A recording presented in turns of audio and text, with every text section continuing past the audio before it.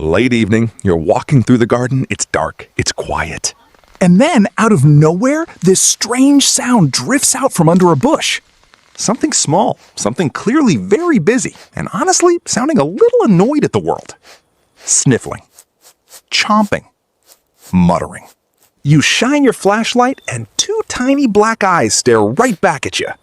A hedgehog. It looks at you, snorts, and waddles off into the dark like you've interrupted something extremely important.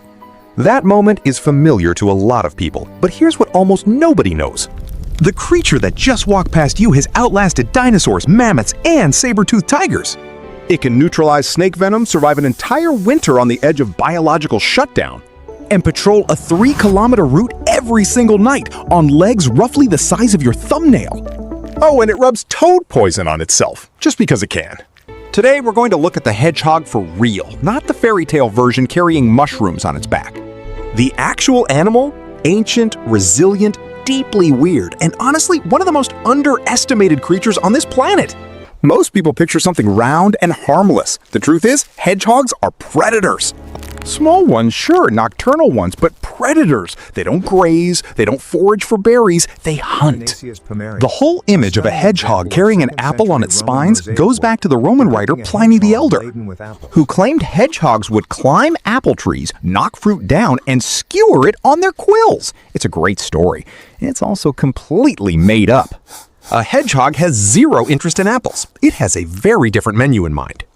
In a single night, a hedgehog can eat beetles, caterpillars, earthworms, slugs, snails, frogs, mice, bird eggs, lizards, and all of it in quantities equal to 1/3 of its own body weight. To put that in human terms, if you weighed 70 kilograms and ate at the same ratio, you'd be putting away more than 20 kilograms of food every single night. What makes that possible is a jaw full of 36 razor-sharp teeth. The front incisors are set wide apart. They work like precision tweezers for catching slippery worms and fast-moving beetles. The back teeth are essentially a crushing mill, grinding through hard insect shells with an audible crunch. May beetles, scorpions, blister beetles that would chemically burn human skin? For a hedgehog, those are just snacks. There are 17 species of hedgehogs living on Earth today, spread across Europe, Asia, and Africa. The most common one in Europe weighs up to about 1.5 kilograms and can reach 25 centimeters in length, roughly the size of a small melon. The most popular hedgehog kept as a pet is the African pygmy hedgehog, about 4 times smaller than its wild European cousin, and capable of recognizing its owner by scent and voice. Hedgehogs don't exist naturally in the Americas or Australia, but humans brought them to New Zealand, and of course they thrived. Because that's what hedgehogs do. Give them the bare minimum and they'll figure the rest out. Now let's talk about how they're born. Hedgehog babies arrive in this world already equipped with spines. But before you feel sorry for the mother, nature handled this. A newborn hedgehog's spines are soft, pale, and tucked beneath a special fluid-filled membrane under the skin. It's essentially biological packaging designed to protect the mother during birth. Within a few hours of delivery, that membrane dries and peels away. An hour after birth, the spines are already coming through. At this point, the baby is blind, deaf, and about the size of a human thumb. In the first week of life, a hedgehog pup doubles its body weight. By 6 weeks, it weighs 10 times what it did at birth. 2 weeks in, the eyes open. 3 weeks in, solid food begins. And right around that same time starts something called quilling, the mass replacement of baby spines with adult ones. Think of it like losing baby teeth, except across the entire back. The hedgehog looks a little rough during this phase, endearingly messy. The mother is devoted but anxious. If she senses danger near the nest, she may abandon her young. In extreme cases, she may eat them. That sounds horrifying, but in nature, it's a calculated response. This is also why you should never touch hedgehog pups you find in the wild. Your scent on the babies can trigger the mother to reject the nest entirely. If you see a lone hoglet, there's a good chance the mother just stepped out to hunt and will be back. Leave it alone. At 4 to 7 weeks old, the young hedgehog leaves its mother and begins its adult life. From that moment forward, it is a solitary creature, permanently. Hedgehogs don't form pairs, they don't maintain family bonds, they don't have friends. They meet other hedgehogs only to mate, and even that is more of a standoff than a reunion. Let's talk about the armor itself, because it's more sophisticated than it looks. An adult hedgehog carries between 5 and 7,000 spines on its back. Each one is hollow, a tiny tube filled with air. They're made of keratin, the same protein as your fingernails and hair. Except in the hedgehog's case, keratin became a ballistic vest. That air inside each spine acts as a shock absorber. When a hedgehog falls, and it falls fairly often, the spines absorb the impact. The hedgehog lands, shakes it off, and keeps walking. No bruises, no injuries. It essentially ignores gravity in situations that would injure most other animals. But here's what makes it even more remarkable. Every single spine sits on its own individual muscle. The hedgehog can raise one spine, lower another, or bristle only one side of its body. Complete granular control over thousands of independent points. The neural coordination required for that is extraordinary. Like being able to move every single hair on your head individually and deliberately. When real danger hits, two powerful circular muscles along the back contract and draw the entire skin inward like a drawstring bag. The face, legs, and belly disappear inside. What's left is a perfect, seamless sphere of outward-pointing spines. A predator's jaw physically cannot close around it without causing serious self-injury. And the hedgehog can hold that position for hours, patiently waiting for the threat to lose interest. Patience, it turns out, is one of its defining traits. Hedgehog spines don't shoot out, and they're not venomous. That's the porcupine you're thinking of. Hedgehog spines are smooth. The strategy isn't attack, it's pure passive defense. Minimum energy expenditure, maximum deterrent. Hedgehogs are creatures of the night. During the day, they sleep under a bush, in a pile of leaves, in someone's shed, wherever's available. At dusk, the shift begins, and every night a hedgehog covers up to 3 kilometers on legs that are a couple of centimeters long. For context, that's equivalent to a human running a half marathon every night without a day off. And the route is consistent, the same path, the same landmarks, the same gaps and fences week after week, like a delivery driver who knows every house on the block. The hedgehog's primary navigation tool is its nose. Long, wet, constantly moving, it extends beyond the edge of the mouth. The eyes are frankly underwhelming. The world is blurry, reduced to shapes and outlines, but even that limited vision is tuned for low light. Hedgehogs can detect ultrasound frequencies that are completely beyond the range of human hearing. A beetle moving underground 2 centimeters below the surface? We wouldn't notice. The hedgehog already heard it and started digging. The ears also move independently of each other, rotating like satellite dishes to triangulate sound.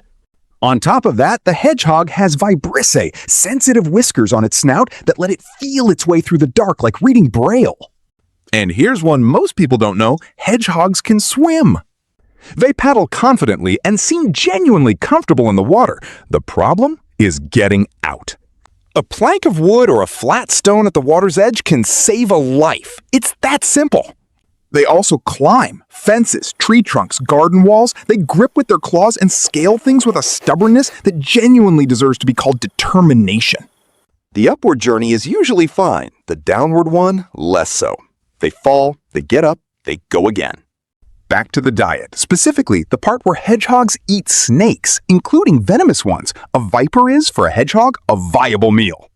The technique is methodical. Lower the spines over the face like a visor. Move in close, bite. The snake strikes back, hit spines. What's extraordinary is that the hedgehog usually survives the venom. Its muscles contain a specialized protein that neutralizes the tissue-destroying component. And a mutation in its neuroreceptors means the neurotoxins from cobras and mambas can't bind to them at all. The same protection, developed entirely independently, also evolved in honey badgers, mongooses, and pigs. 4 completely unrelated animals arriving at the same biochemical solution. Scientists call this convergent evolution, nature reinventing the same answer multiple times. Now we get to the strangest behavior in the hedgehog's repertoire. Scientists have been puzzling over this one for decades. It's called anointing, or self-anointing. Here's what it looks like. A hedgehog encounters something with an unusual smell. A toad, a bar of soap, a leather shoe. It chews it into a thick foam, then begins methodically coating its own spines with that foam.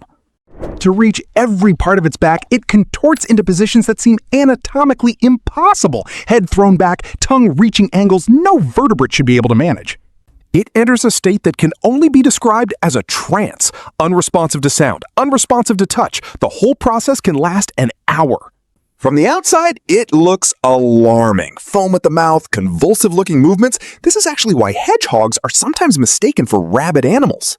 In reality, documented cases of rabies in hedgehogs are extraordinarily rare. There's essentially one confirmed case on record in Hungary. Except hedgehogs anoint themselves with equal enthusiasm over carpet, glass, distilled water, and dog feces.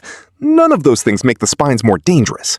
Males do it more than females. Hedgehog pups start doing it at 2 weeks old. The peak of the behavior, for reasons nobody can explain, is July.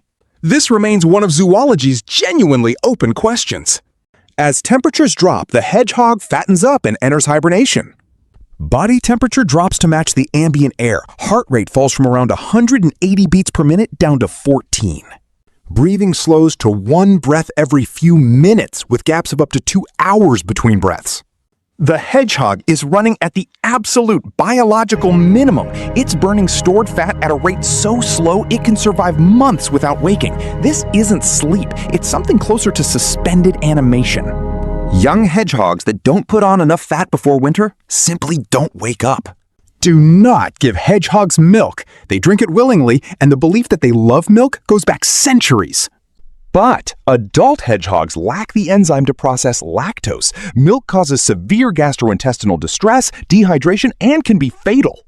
What actually helps? A shallow dish of fresh water in your garden, especially in hot weather.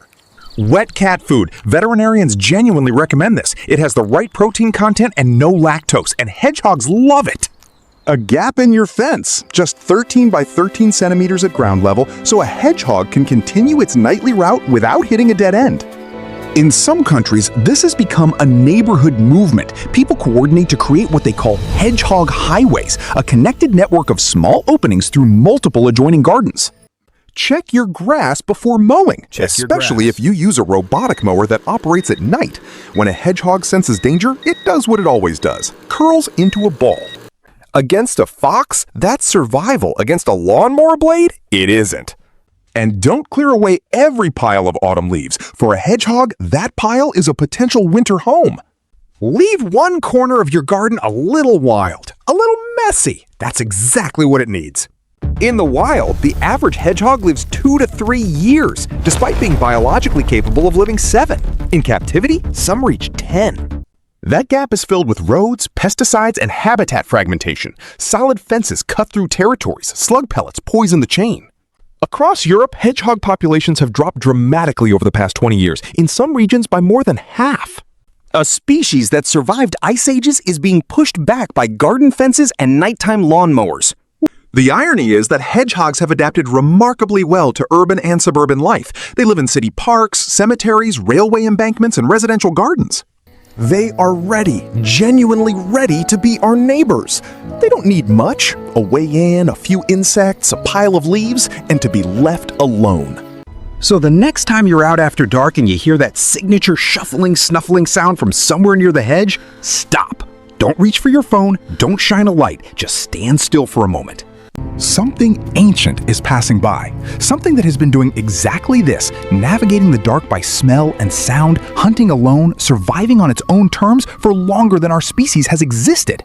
It carries thousands of individually controlled spines, an immune system that laughs at snake venom, and a mystery about toad foam that science still hasn't solved. And it weighs about as much as a can of soup. That's your neighbor. Probably has been for years. You just never noticed.